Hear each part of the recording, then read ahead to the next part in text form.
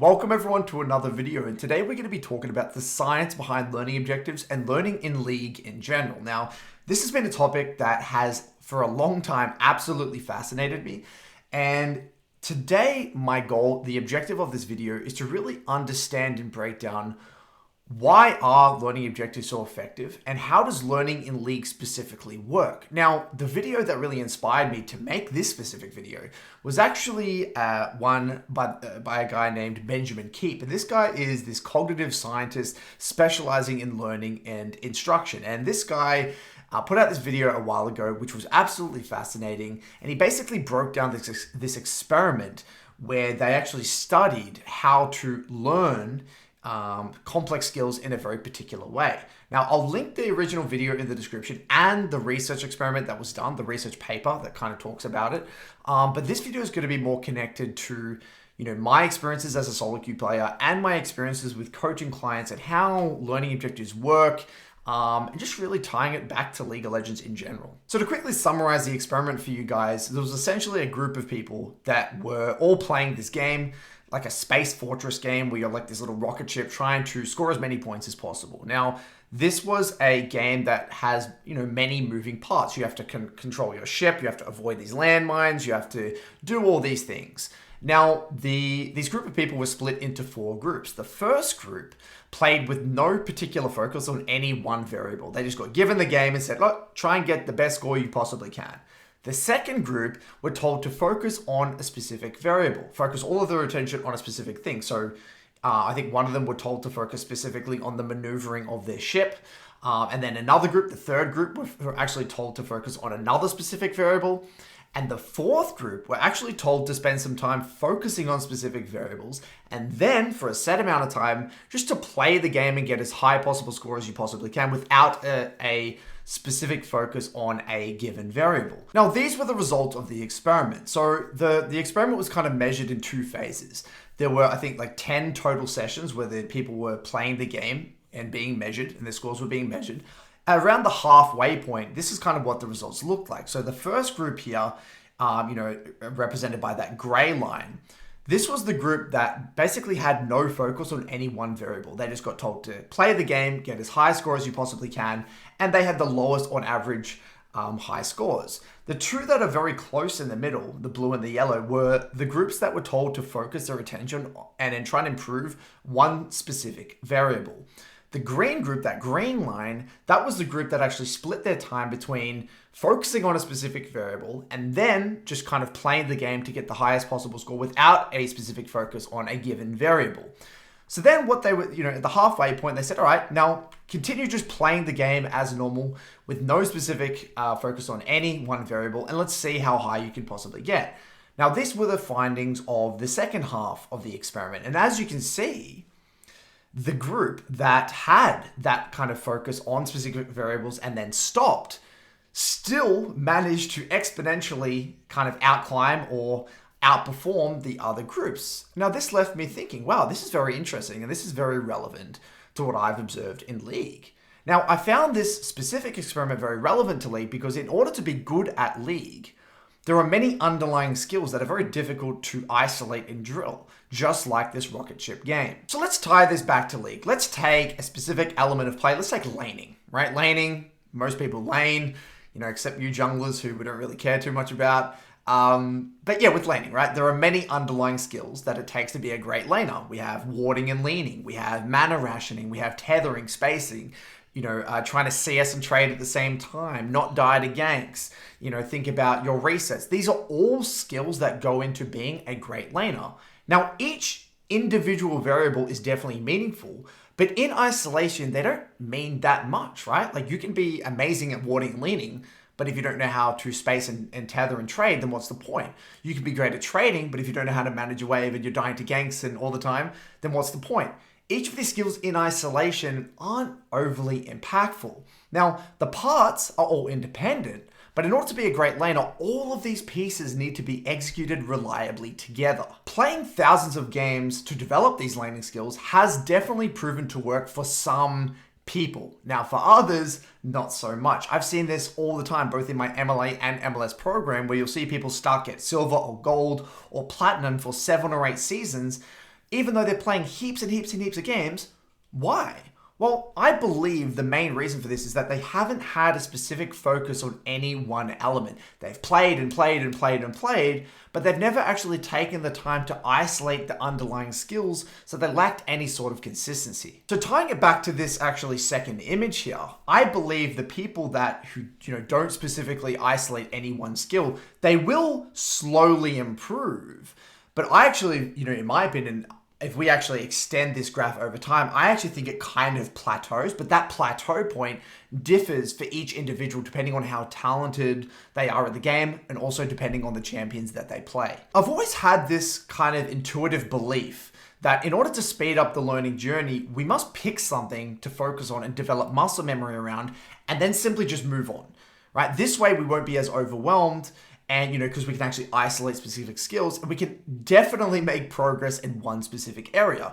To be more specific, the way I, tend to go about this in my programs is I tend to set learning objectives around specific areas of play. So let's say, for example, someone wants to get better at their laning. I might identify one weakness, let's say warding and leaning. And this can be focused on both in-game, where you'll have to allocate a disproportionate amount of your mental stack towards that one specific element. And yes, that will come at the cost of other areas. Maybe your trading will go down, maybe your resets will go a little bit down, other areas will, take a hit or take a toll. But over time, as we develop that muscle memory in that warding and leaning, then this will become a habit. We won't have to think about that anymore. And then we can kind of pick another skill. You can also, focus all of your attention on the specific skill in the post game, in the review. It has a very similar effect, but it can just take a little bit longer to improve upon. Now, the thing that really, in my opinion, puts people off of actually going about this process is that, sure, you're not actually going to get results in the short term, but if we can actually just stick to it and work our way through these fundamental skills or these skills in general, things will eventually tie in together. But because we're not getting those results in the short term, and it's going to take time to develop that muscle memory, people just give up. They say, well, look, I focused on this thing. I'm still at this rank. What's happening? When in reality, in League, all of the parts are interconnected, tying back to what I said before. You can have your warding and leaning, you can have your resets, you can have your mana rationing, but if you don't know how to trade, what's the point? Vice versa, you can have your trading, but if you don't have your warding and leaning, or maybe your resets are sloppy, the laning phase won't really feel good. In League, all of the parts are interconnected, they're independent, they're interdependent, right? So I kind of view it like an electrical circuit where you have kind of 4 nodes or 4 light bulbs, like, in science and school, you can have 3 of the wires connecting, but maybe there's one missing. And because that one wire is missing, the circuit won't actually go through. So I actually covered this concept on one of my older videos. I think it's an understanding your League journey, is that everyone's skill set looks very different depending on the way they learned the game and the champions that they learned. So here is an example of maybe one specific person's level of play, right? That makes up their rank. So let's say this person is a platinum to Xerath main, right? They might have all in and over-indexed in skill shot accuracy. So let's say this bar represents skill shot accuracy, and say this is a rating, 98 out of 100. And let's say maybe, this bar over here, the second bar here maybe represents, I don't know, we can call this wave management. This skill over here is maybe threat assessment, etc., etc. But then there's these other skills over here that their champion hasn't really allowed them to develop. So maybe they're actually really quite poor at roaming or map awareness or side landing or mid-game positioning or whatever the hell it might be. So everyone's rank is made up of kind of some very unique representation of the level of play in many differing areas. And with League, the way I like to view it is that when we focus on a specific thing, let's say the Xerath player were to focus on maybe their positioning in the mid game, or they were trying to focus on maybe their lane assignments in the side lane, whatever the hell it might be, right? The reality is that we can push that up by focusing on it. We might take it from 20 all the way to a 40, but because we're allocating a lot of our mental stack towards this particular area, we might take a hit in some of these other areas. Maybe we might shave off temporarily some of our level of play in all these other areas, because again, we're not able to allocate as much mental stack towards that. But overall, we're actually improving, the net amount of learning or the improvement that we're going to have is outweighed by, how much learning we're getting here. Now, as we do this over and over and over again, and we're cycling through, we improve this over here, and then we go back here, improve that, yeah, sure, we're getting worse in some areas temporarily, a little bit worse, but we're getting overwhelmingly better in one area. And so this is what ties into my kind of cycling of learning objectives theory, where as we are going through our learning journey, all we're doing is we're just constantly cycling through learning objectives. So you might focus on warding and leaning for a bit, and then again, you might focus on trading and matchup understanding, and then you might work on your threat assessment, and then so on and so forth. And you adjust to a whole new caliber of player, and then you basically go back in time and focus on the same learning objectives because you've got to adjust to the different type of player that you're versing. And so it's just a never-ending cycle of learning the same skills and adjusting to a new caliber of player. So there's a lot of information here. I'm just trying to kind of share kind of where I'm at with I guess my theory of learning in League. But it's very interesting how all of these kind of concepts tie in together. Now, on one complete tangent that I can't help myself, I'm going to indulge myself in going on this tangent. I found it very fascinating how if you were to learn a very specific champion, that champion develops a specific skill set. So again, if you were to be that Xerath player that we just mentioned before, you're going to over-index on particular skills. Now, if you were to play Xerath from seasons, 4 to 7, and then from season 7 to 10 play Zed, you've got two completely different sets of skill sets such that, by season 11, that person is actually probably going to have a very thorough, well-rounded view of the game. Conversely, if you were to specialize in one specific champion and OTP a champion for 80 years, or play only a very specific type of champion, it might actually be very difficult for you to climb in the long run because you've kind of locked yourself out of developing specific skills. This is actually why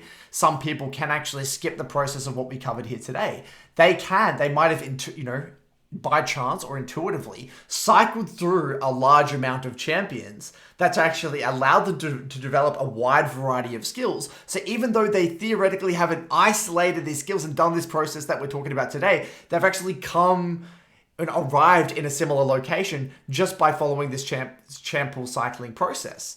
But for people who haven't done this champ pool cycling process, they may not have this luxury, and then they do have to get into the weeds and follow this process that we've kind of outlined today by kind of laser focusing on a specific element and then moving on to another element. So hopefully you're kind of following me here. I might have overcomplicated a bit, but let me know if you'd like me to expand on that one. So overall, guys, to see this experiment, it gave me some hope, right? That I am kind of somewhat maybe on the right path. I know it's, a different game and it's, it's not crazy life-changing evidence, but I think it's an interesting observation nonetheless. If you have any thoughts on what I covered here today, let me know. Otherwise, good luck with your solo queue, guys. Cheers.